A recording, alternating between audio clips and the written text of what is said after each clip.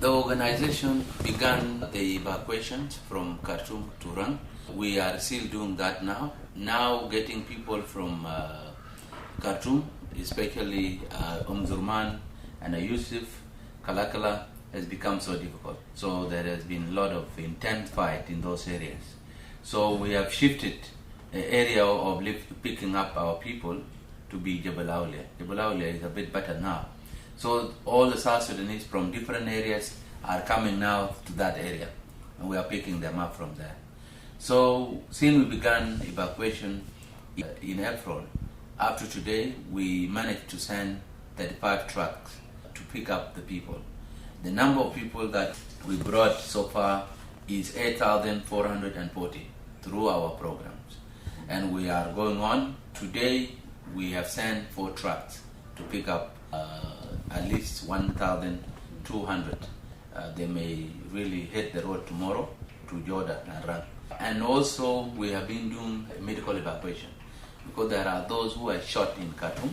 When they put them in the truck, our coordinators inform us in advance that there are those on board who are shot, who are injured. So we send the plane here. We have a program with MAF, Mission Aviation Fellowship.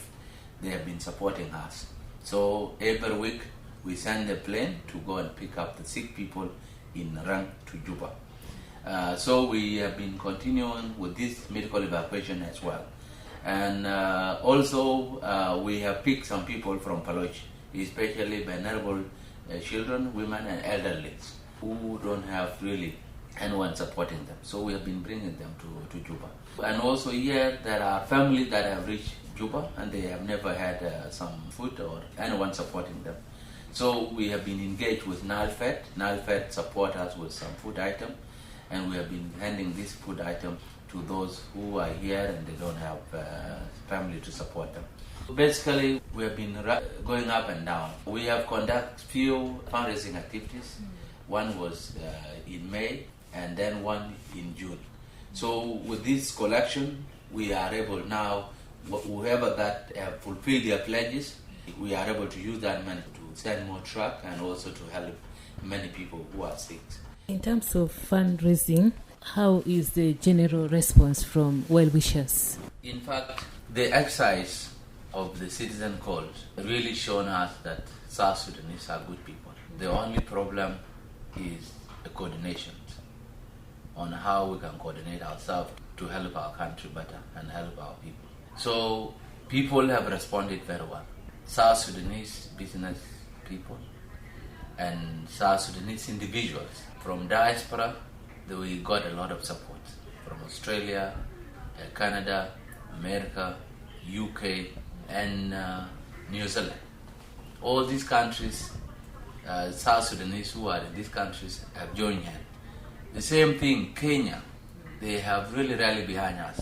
They are online always appreciating our activities. The same thing in Uganda and also Ethiopia. So we have got a huge support. Even the state, we have been receiving a lot of contact from Awul, from Rang, and from also Ruwen. You know, the people are very happy, and Unity State in general.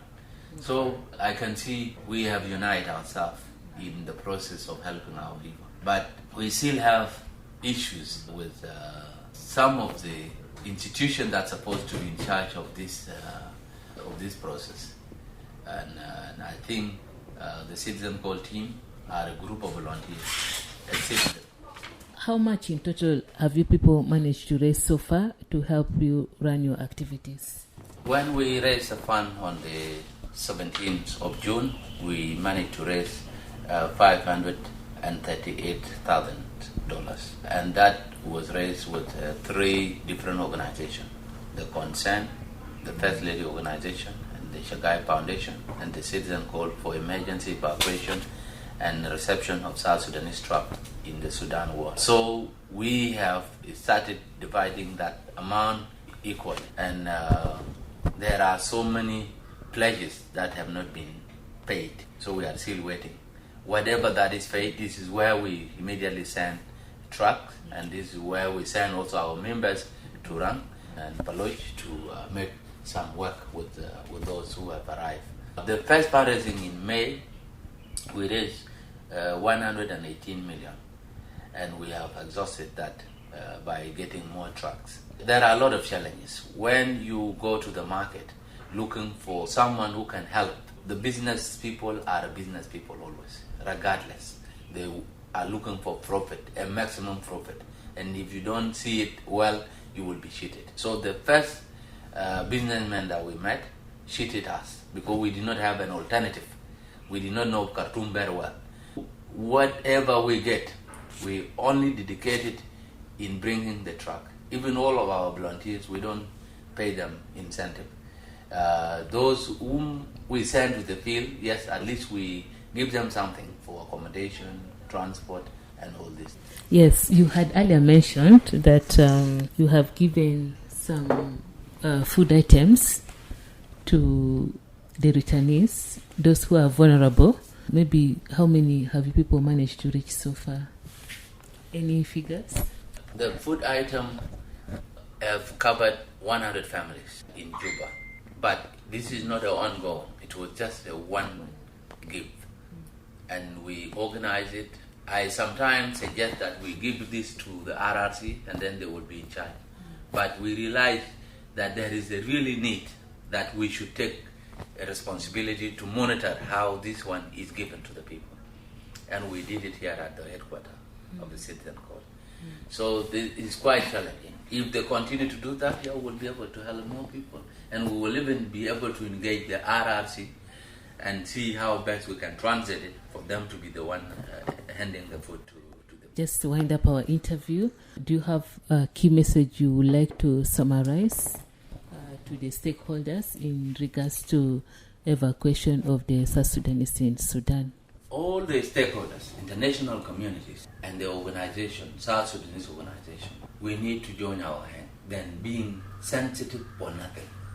We must be sensitive when we are doing a great thing. But if we are sensitive for nothing, we will avoid a better thing that we were supposed to do for our people. One, we don't need to make business out of the suffering people of South Sudan. That is one thing that I want to tell all the stakeholders, including the international communities. We don't want to make business out of the suffering of the people of South Sudan. And I want to tell our government and our people of South Sudan, we have to stop politicizing the suffering of our people.